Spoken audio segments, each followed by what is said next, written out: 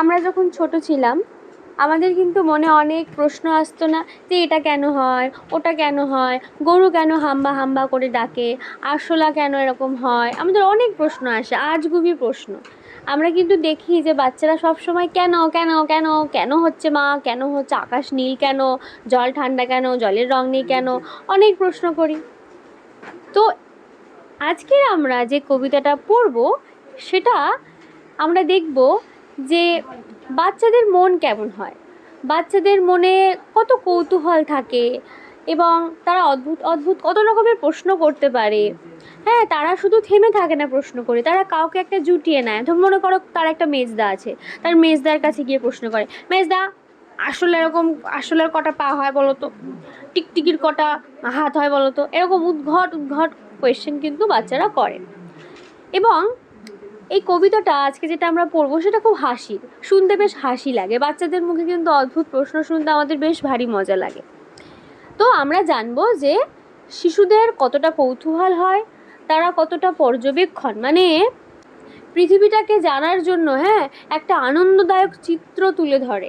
এইটাই হচ্ছে আমাদের কবিতা নোট বই। কবিতার নাম নোট বই, লিখেছেন সুকুমার রায়। সুকুমার রায় কে না, সুকুমার রায় ছিলেন একজন বাঙালি শিশু সাহিত্যিক, অর্থাৎ শিশুদের কবিতা গল্প লিখতেন এবং উনি ভারতীয় সাহিত্যে ননসেন্স ছড়ার প্রবর্তক, মানে যে আজগুবি টাইপের কবিতা হয় না সেরকম ননসেন্স ছড়ার প্রবর্তক।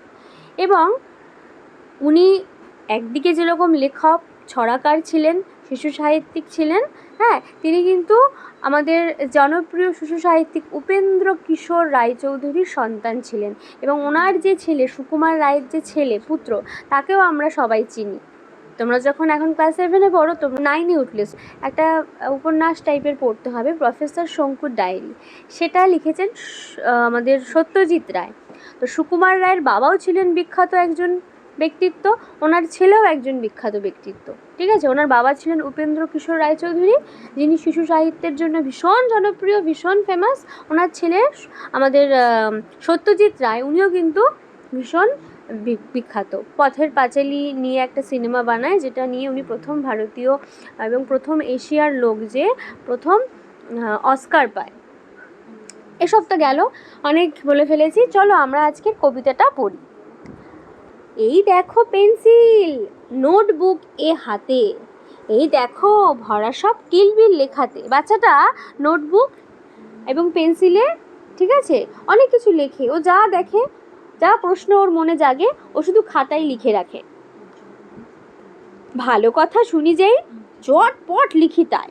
যখনই কোনো ভালো কথা শুনে ও কিন্তু চটপট করে নোট বইতে লিখে নেয়, সব কিছু নোট করে। ও কী কী লেখে, ওর অদ্ভুত জিনিসগুলো শোনো এবার।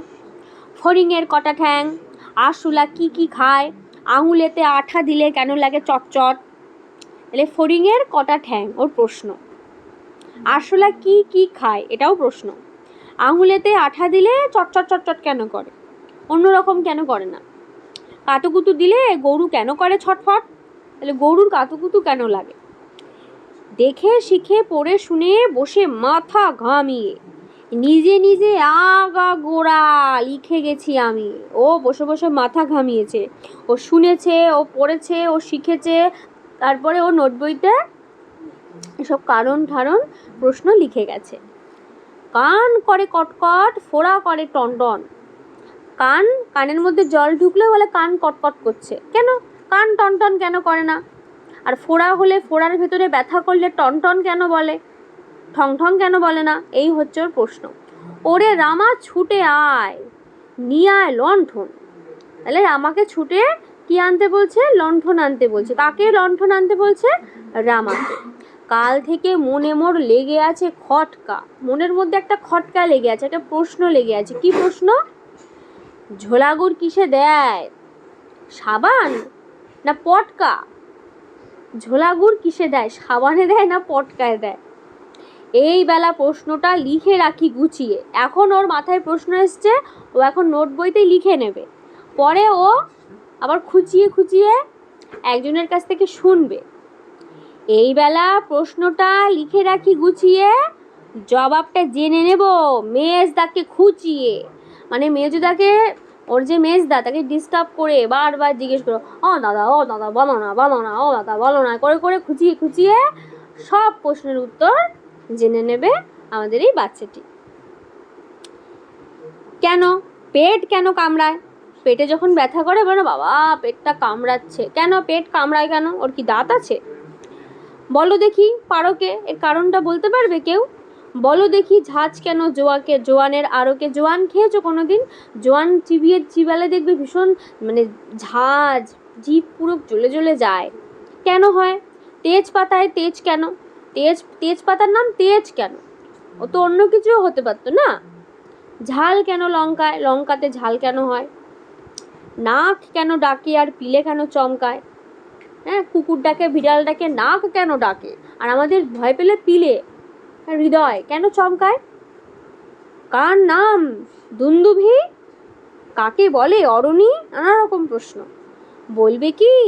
তোমরা তো নোট বই পড়োনি, তাই বলছে। বলবে কি? তোমরা কি বলতে পারবে নাকি? তোমরা তো নোট বই পড়োনি, নোট বই পড়লে তো জানতে পারতে। এবার এখানে প্রশ্ন করেছে দুটো, যে কার নাম দুন্দুভি আর কার নাম অরণি, বলতে পারবে? ঢাকবাজি শুনেছ?